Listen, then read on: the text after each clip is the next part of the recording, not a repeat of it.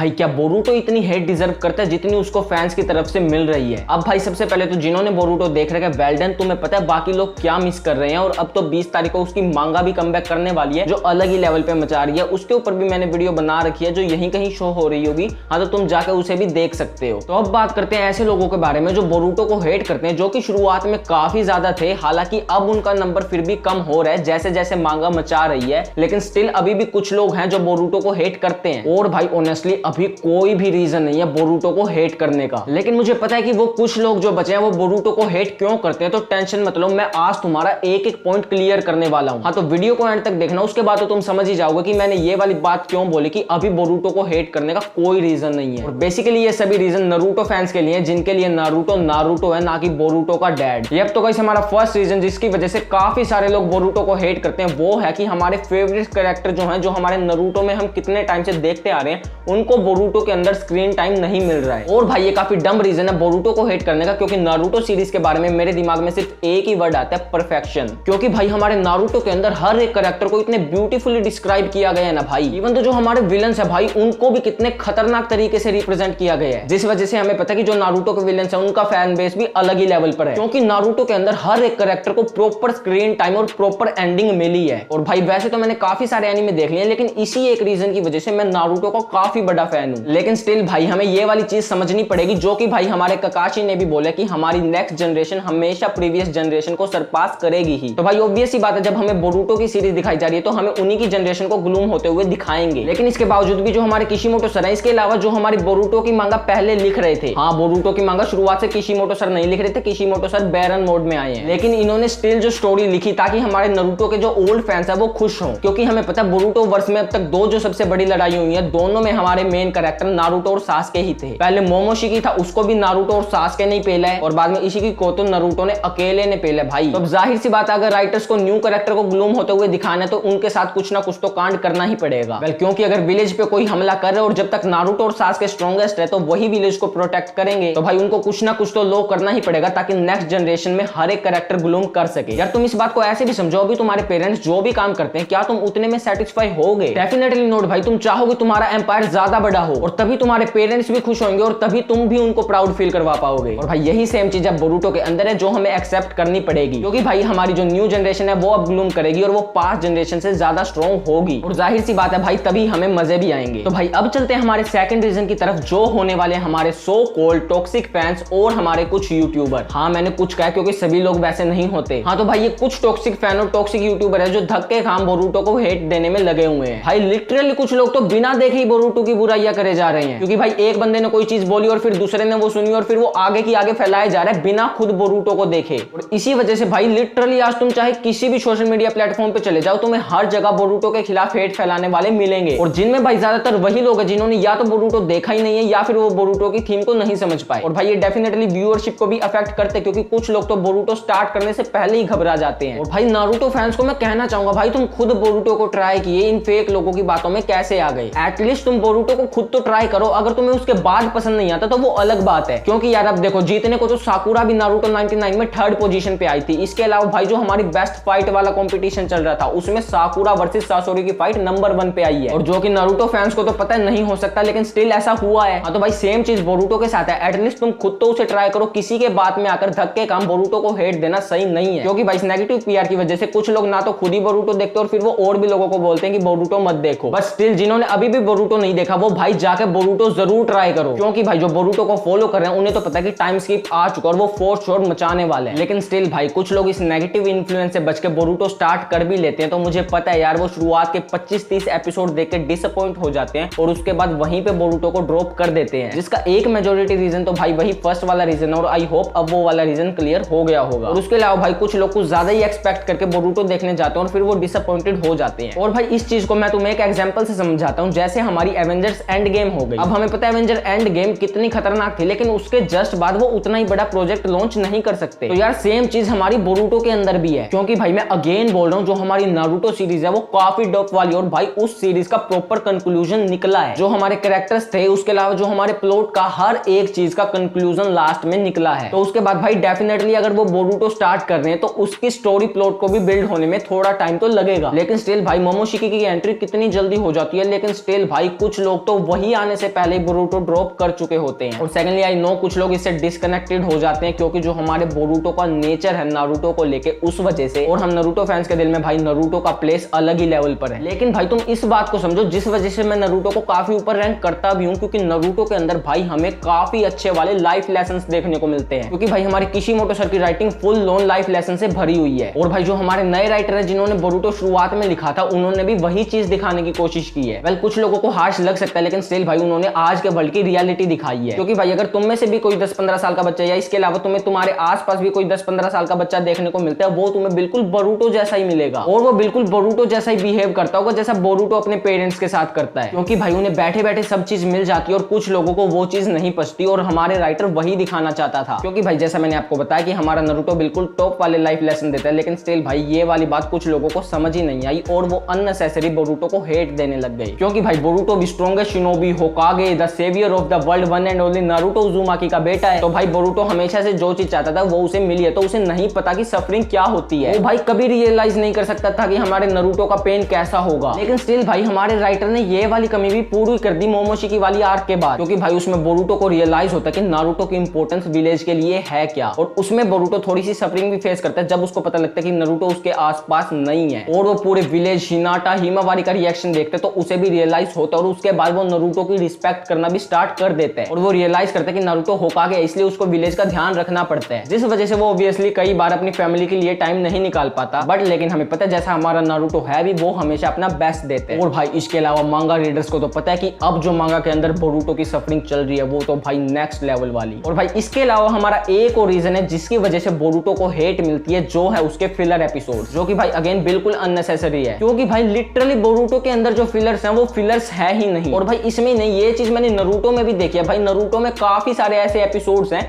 जिनको cannon series होना चाहिए था लेकिन स्टिल वो फिलर एपिसोड्स हैं। और भाई वही सेम चीज बोरूटो में, और फिर लोग बोलते हैं कि बोरूटो में फिलर ज्यादा है। भाई देखो मैं इस वाले टॉपिक को ना इस वीडियो में डिटेल में एक्सप्लेन नहीं कर रहा हूं वरना वीडियो काफी लंबी हो जाएगी, लेकिन हाँ इसके बारे में मेरी डेफिनेटली एक वीडियो जल्द ही आएगी जिसके अंदर मैं डीपली एक्सप्लेन करूंगा और तुम्हें प्रूफ भी दूंगा कि नारुतो और बोरूटो दोनों के ही अंदर जितने फिलर्स दिखाए जाते हैं उतने हैं नहीं। सो राइट गाइस, अगर तुम चाहते हो तुम्हें उस वाली वीडियो का नोटिफिकेशन मिले तो चैनल को सब्सक्राइब करो, साथ वाले घंटे को भी दबा दो। इसके अलावा लाइक कर दो यार, तुम लाइक करते नहीं, और कमेंट में बताओ कि तुम जो बोरूटो की मांगा कमबैक करने वाली है उसके लिए कितने एक्साइटेड हो। तो आई होप तुम्हें ये वीडियो पसंद आई होगी। Okay, thanks for watching, sayonara.